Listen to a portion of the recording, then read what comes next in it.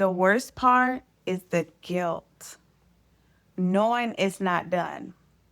The guilt every time a student asks, when are we getting those papers back? And you give them an answer you're not sure you can keep. If you've ever looked at a stack of ungraded papers and felt tiredness, this video is for you. That heavy feeling when you walk past the pile and you quickly look away because making eye contact with it is too much.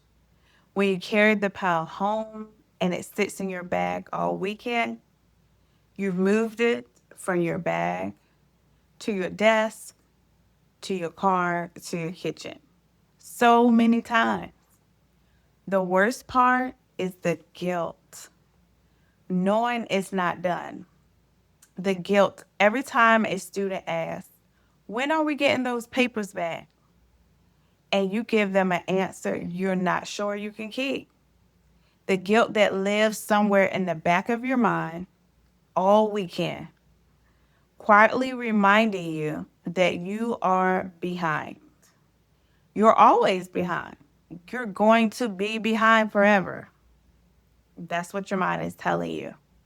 But you are a teacher with not enough support in a system that keeps adding assignments to your plate without ever removing anything from it. It's a workload problem. Today, today we're going to tackle it and get you out from under it. Hi, I'm Latysha Mone, a Christian life coach for educators. I help burnt out teachers reclaim 10 plus hours a week and restore their emotional capacity so they can stop surviving and start loving the classroom again. The grading pile isn't just papers. Every assignment in the stack represents something you're committed to, something your students invested their effort in, something that is waiting on you. When it goes ungraded for days, it starts to carry emotional charge. It becomes loaded with stress. The heavier it feels emotionally, the heavier and harder it is to start, which makes the weight heavier. A lot of what is in that pile does not need to be graded, and it doesn't need to be there. Not everything you assign needs a grade. A portion of what teachers grade is practice work, the kind of work that can be assessed in other ways that does not require you personally to evaluate every single paper. Colossians 3:23 says, whatever you do, work at it with all your heart, as working for the Lord, not for human masters. This verse clarifies the motivation for our work. Your grading is to serve your students, to give them information about the learning that helps them grow. When you receive that as your purpose, you start to make decisions about what deserves a different kind of response.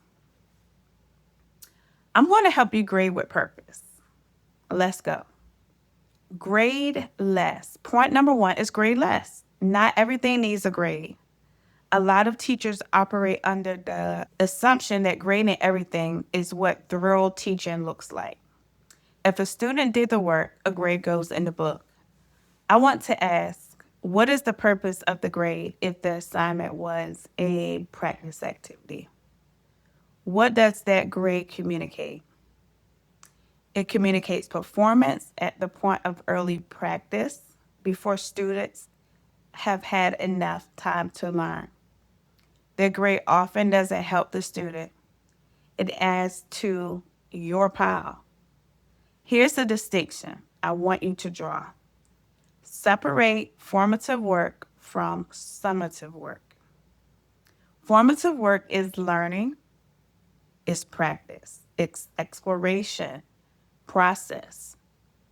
Summative work is for evaluating mastery. It's the quiz, it's the essay, it's the project, the demonstration of what's been learned. Formative work can be checked, stamped, responded to with a brief comment, or self-assessed by students. Summative work goes in the gradebook. You reduce your grading volume without reducing instructional quality. Your instruction improves because you're being more purposeful about what goes in the gradebook. Not everything deserves to live there. Grade in batches with time limits. This is point number 2. Most teachers sit down to grade without time limit. What happens is they grade for a while, start reading papers too slowly, take a snack break, check their phone, grade a few more, and close the stack.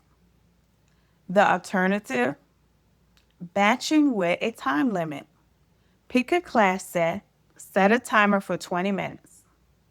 Grade only during that window. Move quickly. When the timer goes off and stops, close the stack. Give yourself a 5-minute break. You'll have more energy. Set the timer again for another class set. This is how you make consistent progress.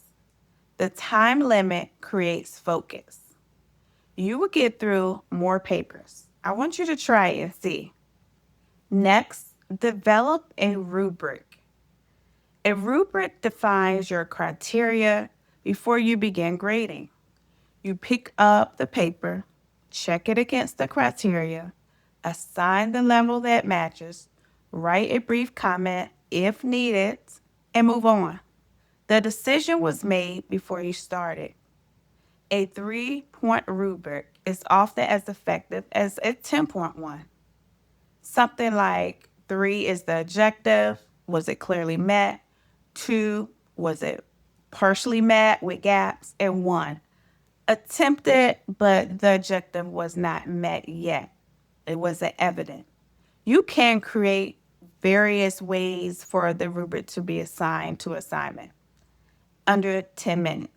The rubric doesn't have to be elaborate to be useful. It has to exist, though, before you start grading. So your brain isn't building the evaluation criteria and applying it at the same time. Next, return papers before the pile grows. This last strategy is about psychology, as it is much about being practical. Here's the pattern I see consistently with teachers and grading. A class set comes in, you're busy, you don't grade it immediately. A few days pass, another assignment comes in. Now there are 2 sets. A week passes, 3 sets, and now a pile has become. This was me, I understand. The pile has become so large and you're so charged with shame that even touching it feels impossible. And the longer you wait, the worse it gets. The antidote is a quick return. Commit to returning every assignment within 2 school days, maybe 3. Students need the feedback while the work is still fresh in their minds, while they can still apply it. Feedback that arrives a month late is practically useless for learning.